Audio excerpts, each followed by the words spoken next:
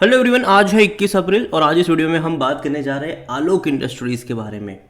देखिए, 27 रुपये का शेयर है। फ्राइडे को यहाँ पर गिरावट थी और कल इस कंपनी के क्वार्टरली नतीजे भी आ चुके हैं, जो कि अगेन जो एक्सपेक्टेड था कि भाई साहब लॉस होगा और बड़ा लॉस करा भी है। बात करेंगे उसके बारे में, लेकिन उससे पहले अगर आपने अभी तक चैनल को सब्सक्राइब नहीं किया है तो प्लीज़ अभी इसे सब्सक्राइब कर लीजिए, क्योंकि आगे भी बहुत सारे वीडियोस हैं जो आपको काफ़ी ज़्यादा हेल्प करेंगे।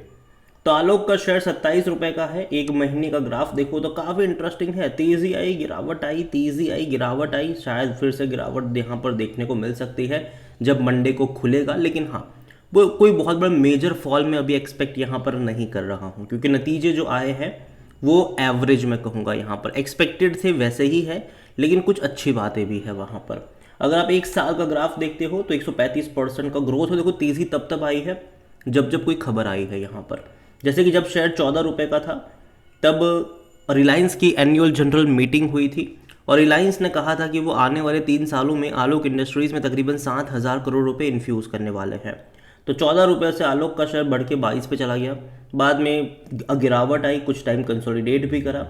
फिर जब रिलायंस ने ऑफिशियली 3,300 करोड़ रुपए प्रेफरेंशियल अलॉटमेंट के थ्रू यहाँ पर करे तो डेफिनेटली 21 रुपये से ऐसी रफ्तार बनी कि भाई साहब 35 रुपये से भी ऊपर निकल गया ये।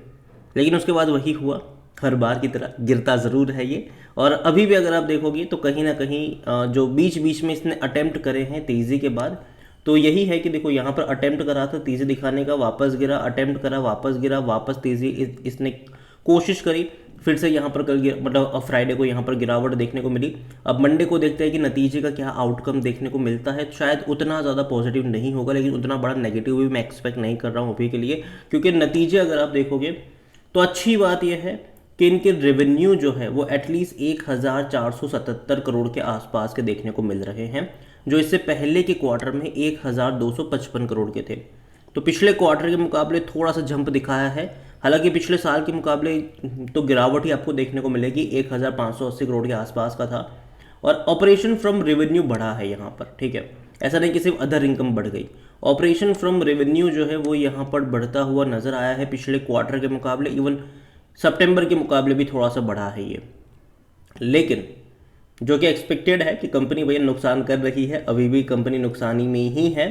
कंपनी ने कहा रेवेन्यू पिछले क्वार्टर के मुकाबले बढ़ा, लेकिन पिछले क्वार्टर के मुकाबले भाई साहब खर्चे भी इनके बढ़ गए। यहाँ पर कॉस्ट ऑफ मटेरियल भी देखो तो 830 करोड़ के आसपास का रहा, ठीक है। इसके अलावा जो सबसे बड़ा यहाँ पर जो खर्चा रहा, जो इससे पहले के क्वार्टर में 60 करोड़ का था, वो इस बार बढ़ के 170 करोड़ हो गया। और वो था भाई साहब change in inventories of finish goods. वो यहाँ पर बढ़ता हुआ नज़र आया इनका काफ़ी बड़े पैमाने पर। और यही वजह है कि यहाँ पर अगर आप टोटल खर्चा देखोगे तो तकरीबन 1,700 करोड़ हो गए, जिसके चलते जो इस बार इनका नुकसान हुआ है वो तकरीबन 215 करोड़ के आसपास का इन्होंने लॉस करा है। आलोक इंडस्ट्रीज़ ने 215 करोड़ का लॉस करा है, जो इससे पहले के क्वार्टर में तकरीबन 230 करोड़ के आसपास का था और पिछले साल इसी क्वार्टर में 300 करोड़ के आसपास का था। तो नुकसान थोड़ा सा कम हुआ है अगर आप देखो, और उसकी वजह रेवेन्यू जो बढ़ा है इनका, वो यहाँ पर आप कह सकते हो कि जो रेवेन्यू बढ़ा उसके चलते यहाँ पर जो नुकसान है वो आपको कम देखने को मिला। लेकिन फिर भी भाई साहब लॉस, बड़ा लॉस है ये, ठीक है, आप इसको इग्नोर नहीं कर सकते। लेकिन अगर मान लीजिए कि आने वाले टाइम में यहाँ से अगर ये एक अच्छा साइन है कि इनके रेवेन्यू बढ़ना शुरू हो गए तो अच्छी बात है, क्योंकि अगर आप पिछले 7-8 क्वार्टर से देखो तो लगातार इनके रेवेन्यू कम ही हो रहे थे। हर क्वार्टर का रेवेन्यू इससे पहले के क्वार्टर के मुकाबले कम था, लेकिन इस बार बढ़ा है रेवेन्यू। यहाँ पर अगर हम वॉल्यूम्स की बात करें तो मुश्किल से 50 लाख के आसपास के यहाँ पर शेयर ट्रेड होते नजर आए।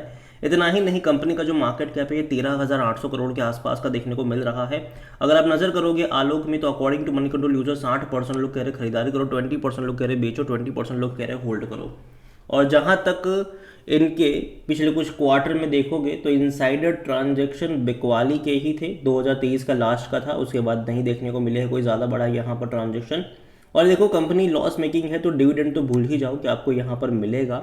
और जहाँ तक वैल्यूएशन की बात करें तो जाहिर से बात है, कंपनी अगर लॉस कर रही है तो पी रेशो इसका नेगेटिव में होगा, कोई भी एनालिस्ट यहाँ पर रिकमेंड नहीं करेगा। लेकिन फिनेंशियल्स में जैसे कि मैंने कहा पिछले लंबे समय से लॉस कर रहा है, क्योंकि अगर आप देखो दिसंबर 2021 का क्वार्टर देखो, जहाँ इनका रेवेन्यू 2,140 करोड़ का था, मार्च में घट के 2,000 हुआ, फिर 1,990 करोड़ हुआ, फिर 1,730 करोड़ हुआ, फिर 1721 करोड़ हुआ, फिर 1560, फिर 1415, फिर 1380 और लास्ट मतलब जो दिसंबर था वो 1250। इस बार 1477 करोड़ का रहा है, जिसका मतलब ये है कि जो रेवेन्यू है वो पिछले 3 क्वार्टर के मुकाबले बढ़ा है।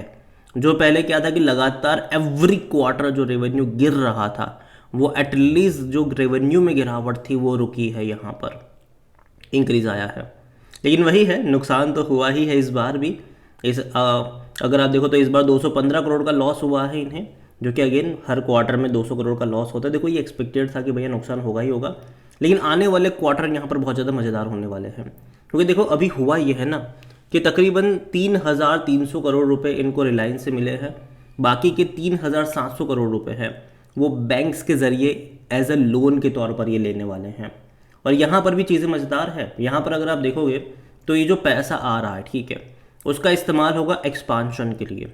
अगर एक्सपांशन के लिए पैसों का इस्तेमाल होगा तो जाहिर सी बात है इनके प्रोडक्शन में तेज़ी आएगी, उसका मतलब ये है कि रेवेन्यू में तेज़ी आएगी।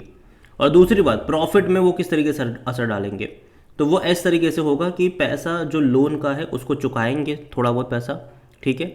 इसके अलावा जो बैंक से लोन लेंगे, ठीक है, तो उस बैंक से लोन लेकर पता है क्या होने वाला है कि जो हाई इंटरेस्ट कॉस्ट है, ठीक है, ऐसे लोन जो हाई इंटरेस्ट पे चल रहे हैं इनके, उसको चुका देंगे। और बैंक से जो लोन अभी ये लोग लेने वाले वो लो इंटरेस्ट कॉस्ट पे लोन लेने वाले हैं।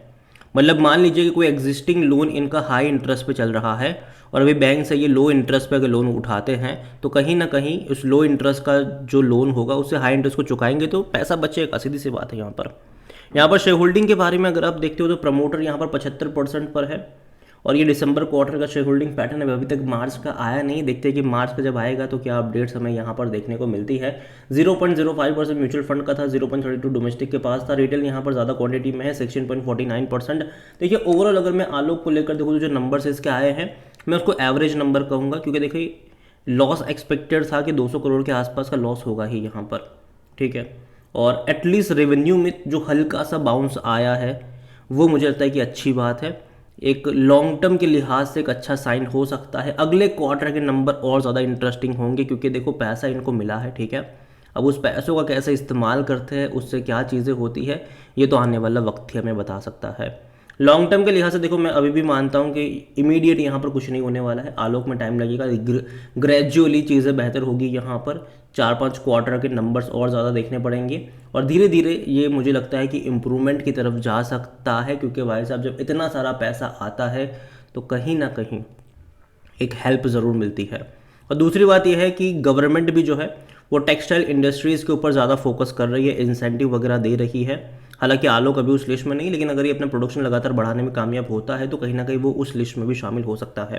तो नज़र रखिए आलोक के ऊपर। देखो मैं मंडे को कोई बहुत अच्छा एक्सपेक्ट नहीं कर रहा हूँ, मुझे अभी भी लगता है कि अगर आप इसे ग्राफ देखो तो लगातार डिक्लाइन वाला ग्राफ देखने को मिल रहा है। लेकिन मैं इतना ही कहूँगा कि बाय ऑन डिप्स के मौके ढूंढने चाहिए। 25 रुपये के नीचे अगर ये जाता है तो बाय ऑन डिप्स, मतलब कि किसी एक लेवल पे बहुत सारे शेयर्स थे लेकिन धीरे धीरे ऐड करने के जो मौके हैं वो ढूंढने चाहिए। 25 रुपये के नीचे जाता है तब यहाँ पर।